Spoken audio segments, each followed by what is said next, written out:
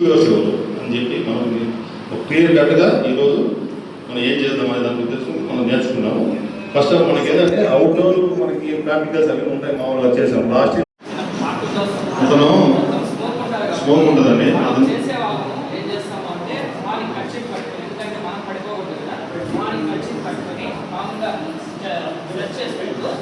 చూసుకుంటూ ఎక్కడ ఉన్నాడు పేషెంట్ అని వస్తాడు. దగ్గరికి వచ్చాను, పేషెంట్ ఐడెంటిఫై అయింది. దాని తర్వాత ఇక్కడ దగ్గరికి వస్తాను, కండిషన్ ఏమి అని కట్టి చూస్తాం. అతని పల్స్ ఎంత ఉంది అక్కడ టెస్ట్ ఒకసారి చెక్ చేసి సైడ్ చూసుకున్నాం.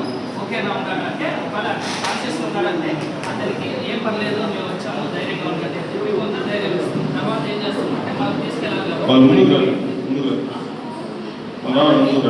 డౌన్లోనే పెట్టుకొని చేయాలి. అతని ఫేస్ సైడ్ ఇక్కడ ఉంటారు కదా, ఇటు సైడ్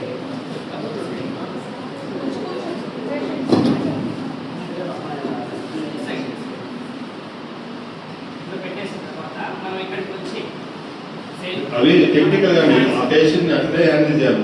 2 హ్యాండ్స్ ఇక్కడ నీ దగ్గర తీసుకొని వాళ్ళ అతను కాన్షియస్ గా ఉన్నాడు కాబట్టి ఏం కాదు. నిల్చోబెట్టాలి. పెట్టుకున్న తర్వాత లెఫ్ట్ హ్యాండ్ రిస్ట్ దగ్గర మన రైట్ లెగ్ పెట్టుకొని ఊపి అతను ఎంత వెయిట్ ఉన్నాడు ఒక అంచనా కోసం. అంచనా అంటే వెయిట్ తెలియదు కదా, కొత్త పర్సన్ కదా. కంప్లీట్ గా డౌన్ అయ్యి మన షోల్డర్ పైకి పేషెంట్ తీసుకోవాలి. హెడ్ ఏదైనా ఇంజురీ అయితే అతనికి సపోర్ట్ గా ఇట్లా ఎంత దూరమైనా తీసుకెళ్ళి. నెక్ ఏదైనా ప్రాబ్లం అయింది అతనికి చేయి మీద ఇక్కడ సపోర్ట్ తో పడుకోబెట్టాం కదా. ఇప్పుడు అతను ఈజీగా నాకు తెలిసి ఆయనకున్న కెపాసిటీకి ఒక 2-3 కిలోమీటర్లు ఈజీగా వెళ్ళిపోవచ్చు.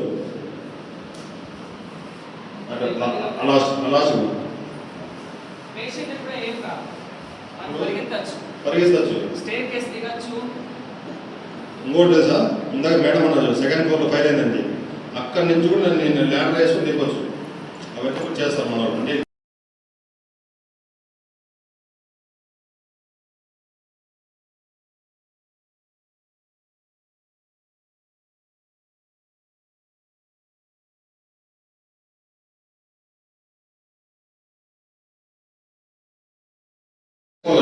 ఫైర్ ఇక్కడ జరుగుతుంది, మనం పోయి ఉంది కదా దగ్గర కూడా పెట్టకుండా కూడా లేదు. ఎందుకంటే మనం కూడా సేఫ్టీ చూసుకోవాలి కాబట్టి మినిమం ఇంత దూరంలో ఉంది కదా.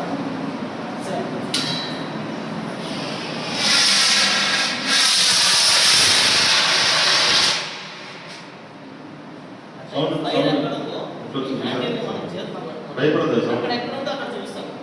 Clock wise anti clock wise అతనేమో అక్కడ భుజం మీదకి వస్తాడు, కిందికి వంగాలి.